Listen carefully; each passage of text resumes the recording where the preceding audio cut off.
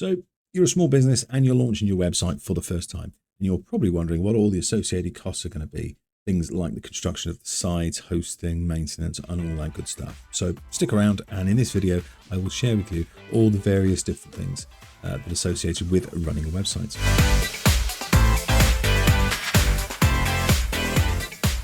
So the first obvious cost is going to be the construction of the site.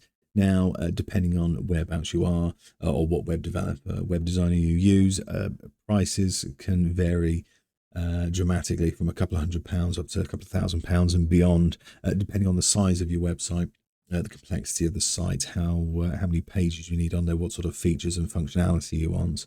And of course, how many revisions do you need? If you're going to ask the designer to design something specific, and then of course later on you want to change certain aspects of that design, perhaps, or some of the content, then of course that's going to make it slightly more expensive with the revisions and whatnot. So bear that in mind. So again, the cost can vary quite considerably.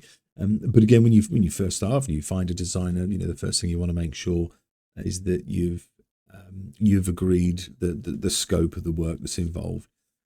So yeah, you don't want any nasty surprises where afterwards they've either quoted you a price, and then of course you've decided you want to change something, and then of course that's going to increase the price. So it could spiral out of control. But yeah, if you agree these sort of things at the very beginning, at least you'll have a better understanding then exactly what it's going to cost you. So the next thing is your hosting, which is going to be an ongoing cost. It's something that you usually pay for either monthly or annually. It's entirely up to you. And of course, that's where your website is going to live. That's what's going to put it out there on the internet for the world to see. Now, like I say, you can usually find some really good deals if you go looking around. Shared hosting is incredibly cheap and incredibly popular, certainly for small business websites. If it's your first one, if you're just getting off the ground, then they're usually more than adequate to sort of cope with hosting the website for you. And again, they are incredibly cheap. So shop around. There's loads of introductory offers, something along the lines of like £1 a month for the first 6 months of hosting, and then they'll go up to their regular price of whatever it may be. There's tons of different options out there. It can be a little overwhelming, certainly if it's the first time you've done this and you're a little unsure. So speak to your designer, your developer, just to see what's best, or what's going to be best for your website. So the other one is the domain registration and renewal. Again, an ongoing cost. Again, not massively expensive, really. And you know what? When you pick a hosting provider, a lot of them will include like the first year's domain registration completely free of charge. So there's one thing to look at as well. But going forward, you'll have your renewal fees, and depending how long you want to register the domain for, if you want to register for a year, I mean, a .co.uk domain, I think they're going for about anywhere between sort of £5 and £10 for the year.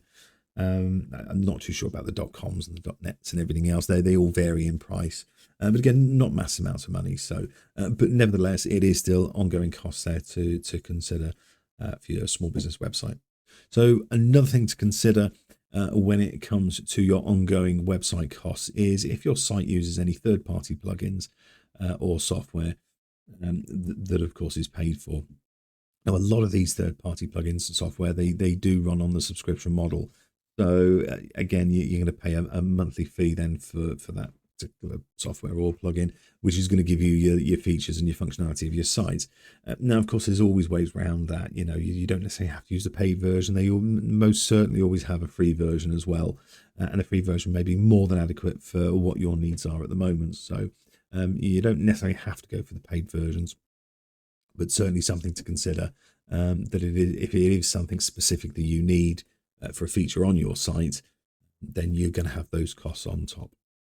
So the other thing as well is your website maintenance. Incredibly important to make sure that everything is kept up to date and everything's nice and secure and everything is working as it should. Now, of course, as time goes on, code changes, certain standards change, and they all need to be kept up to date with, just to make sure that your site is still performing as well as it can. So certainly website maintenance is incredibly important, and of course it's an ongoing cost unless it's something you're looking to take on yourself. just making sure that certainly if you're running a WordPress website, making sure that all your plugins are up to date, your security is intact. You've got nothing's been compromised. You can monitor all that yourself if you wish, but if not, if it's not something you're comfortable doing, then of course you're going to need somebody else then to manage that for you. It doesn't necessarily have to be like a sort of ongoing sort of monthly cost. It could just be sort of as and when, I don't know, like you might service your vehicle as and when you take it to the garage and you service it. You might want to do something similar with a website, but either way, it's going to be sort of an ongoing cost. So there's that as well to consider. And finally, there's SEO. Of course, having a well-constructed website in the beginning is great. It's going to perform well. Everything's going to be optimized. Brilliant. Your content's going to be optimized for your particular keywords you want to use, and the search terms and everything else. And then hopefully, you're going to be ranking somewhere pretty good. Hopefully, is the idea.